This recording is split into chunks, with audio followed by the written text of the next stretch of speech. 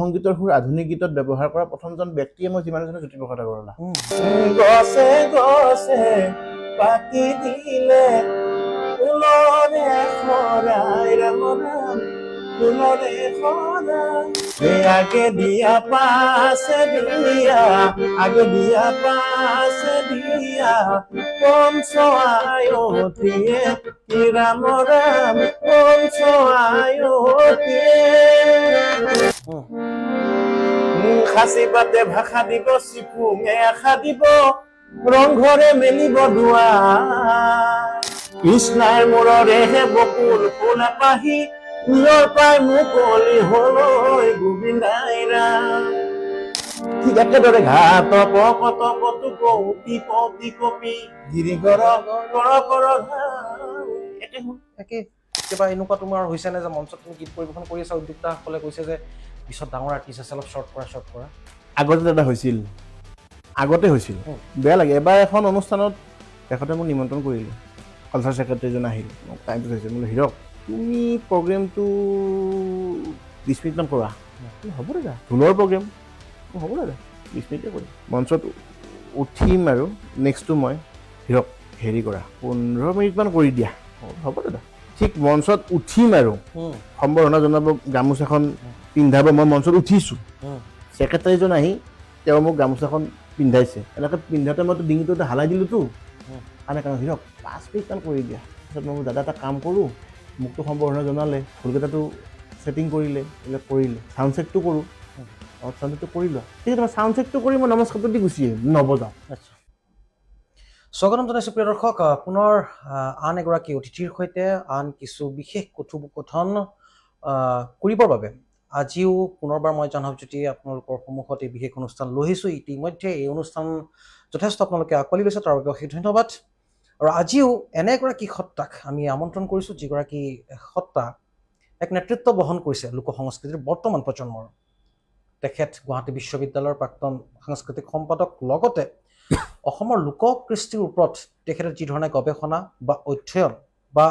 লোককৃষ্টি সংস্কৃতিৰ প্ৰচাৰ প্ৰসাৰৰ বাবে যি ধৰণে অহোপুৰুষাৰ্থ চেষ্টা কৰি আছে তাৰ বাবে তেখেতক বৰ্তমান সময়ত তেখেত ধন্যবাদৰ পাত্ৰ আৰু তেখেত অসমীয়া লোককৃষ্টিৰ বিশ্বজনীন যাত্ৰাৰ এক প্ৰচুৰ সম্ভাৱনা তেখেত আন কোনো নহয় তেখেত হৈছে হীৰকজ্যোতি শৰ্মা মই স্বাগতম জনাইছোঁ হীৰকজ্যোতি শৰ্মা নমস্কাৰ দাদা বহুত ধন্যবাদ কথা বহুত আপোনাৰ লগত পাতিবলৈ থাকিব কিন্তু হয়তো সময় আমি চাব লাগিব কিন্তু তাৰ মাজতে প্ৰথমে মই আপোনাৰ পৰা জানিব এটাই বিচাৰিম যে আপুনি এগৰাকী মোৰ দৃষ্টিত আপুনি নৱপ্ৰজন্মৰ এগৰাকী অতিকৈ এক সংস্কৃতিবান যুৱক কিন্তু নৱপ্ৰজন্ম বুলি ক'লে আমি দেখোঁ সকলো নহয় প্ৰায় সংখ্যকেই পাশ্চাত্য সংগীতৰ ওপৰত যথেষ্ট তেওঁলোকে মনোনিৱেশ কৰে এয়াও বেয়া নহয় সংগীতৰ কোনো ভাষা নাই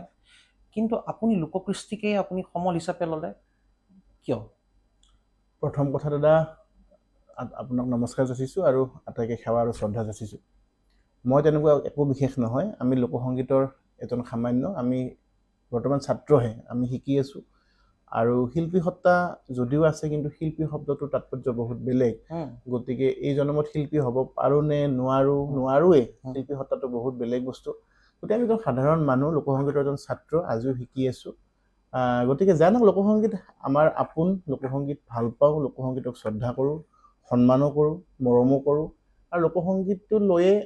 আজি অকণমান কিবা কিবি দুই এটি গীত কৰিছোঁ দুই এটি অকণমান আপোনালোকে এই চেনেলত মাতি আনি এইখন সন্মান দিলে এইখিনি কৰিছোঁ লোকসংগীতৰ কাৰণে গতিকে লোকসংগীত মোৰ জীৱন বুলি ক'লেও ভুলকৈ কোৱা নহ'ব আৰু আপুনি যিটো কথা কৈছে পাশ্চাত্য সংগীতৰ ফালে বেছি নকয় কিয় লোকসংগীতৰ ফালে আহিলা নহয় জানো আপোনাৰ প্ৰশ্নটো পাশ্চাত্য সংগীত মই ভাল পাওঁ মই শুনো কিন্তু মই লোকসংগীত যিটো ভাল পাওঁ মই এটা কথাত সদায় বিশ্বাস কৰোঁ আৰু সেই কথাটিক লৈ মই সদায় চলি থাকোঁ যে যিজন ল'ৰা বা যিজন ছাত্ৰ ছাত্ৰীয়ে পৰিয়ালৰ লোকখিনিৰ লগত যদি ভাল সম্পৰ্ক স্থাপন কৰিব নোৱাৰে তেওঁ কিন্তু কেতিয়াও কিন্তু সেই ওচৰ চুবুৰীয়াৰ লগত নিজৰ অন্তৰৰ এটা সুসম্পৰ্ক কেতিয়াও স্থাপন কৰিব নোৱাৰে অৰ্থাৎ যোনে লোকসংস্কৃতি বা লোকসংগীতক শ্ৰদ্ধা আৰু নিজৰ কৃষ্টি সংস্কৃতিৰ শ্ৰদ্ধা আৰু মৰম কৰিব নোৱাৰে তেওঁ কেতিয়াও অন্য সংস্কৃতি বা অন্য সংগীত নিজৰ অন্তৰে গ্ৰহণ কৰিব নোৱাৰে বা নাজানে গতিকে মই অন্য সংস্কৃতি ভাল পাওঁ মই শুনো মই গীত শুনো মই ইনষ্ট্ৰুমেণ্ট মই বজাব নাজানিলেও বজাবলৈ চেষ্টা কৰোঁ পাশ্চাত্য সংগীতৰ যিকোনো বস্তু, কিন্তু লোকসংগীতটো মোৰ প্ৰথম, বাকীখিনি মোৰ পিছত বুলি মই ভাবোঁ। কেতিয়াৰ পৰা এই ধাৰা আৰম্ভ কৰিছা? সৰুৰ পৰাই কৰি আছোঁ দাদা, আৰু আজিৰ তাৰিখলৈকে কৰিয়ে আছোঁ। আৰু একচুৱেলি কি হয়, মোৰ জন্ম নলবাৰীত, কিন্তু মই 1.5 বছৰ বয়সত মা দেউতা মই গুৱাহাটী পাঞ্জাবাৰীলৈকে লৈ আনা। এতিয়া আমি পাঞ্জাবাৰী বটাগুৰিৰ আমি স্থায়ী বাসিন্দা। তো মা দেউতা আৰু মই আমাৰ পৰিয়ালত দেউতাও লোকসংগীতৰ প্ৰতি বেছিকৈ আসক্ত, আৰু সেই সূত্ৰে ময়ো আহিলোঁ। মোৰ ককাই গাইছিল, মোৰ খুৰাজন অসম ৰাজ্যিক সংগীত মহাবিদ্যালয়ৰ পৰা তেখেত স্নাতক ডিগ্ৰীধাৰী। গতিকে দেউতাও এতিয়াও লোকসংগীত, দেউতাই আমাৰ আপুনি গম পায়, বিশেষকৈ নামনি অসমৰ ফালে, বিশেষকৈ নলবাৰী এই জিলাখনত সংকীৰ্তন বুলি এটা বস্তু আজিও জনপ্ৰিয় হৈ আছে, যাক সংকীৰ্তন বুলি কয়। দেউতাই সেইবিলাক গাইছিল। দেউতাৰ গীত আমি বাণী বন্ধন কৰিছিলোঁ। নিমাই বুলি এটি গীত যথেষ্ট জনপ্ৰিয় হৈছিলে। নিমাই একচুৱেলি এটি সত্তা। একচুৱেলি কি হয়, সংকীৰ্তনটো এনেকুৱা এটা বস্তু, বিশেষকৈ নলবাৰী অঞ্চলৰ যিখিনি মই মানে ব্ৰাহ্মণ সম্প্ৰদায় বুলিয়ে ক'লোঁ, তেখেতসকলে যেতিয়া সেই কোচবিহাৰত তেতিয়া যেতিয়া আপোনাৰ যাজনিক কৰ্ম কৰিবৰ কাৰণে তালৈকে গৈছিল, তাত সেই কোচবিহাৰৰ কিছুমান কালচাৰ সংস্কৃতি তেওঁলোকে আসক্ত কৰি আনিছিল, তাত শিকিছিল তেওঁলোকে। তো শিকি আহি তেওঁলোকে কি কৰে, এই আমাৰ গাঁৱতো বা আমাৰ জন্ম জেগাটো সেই ঘৰত সেই আমাৰ বৈঠকী বুলি ক'লেও ভুল কথা কোৱা নহ'ব, জলচা বুলি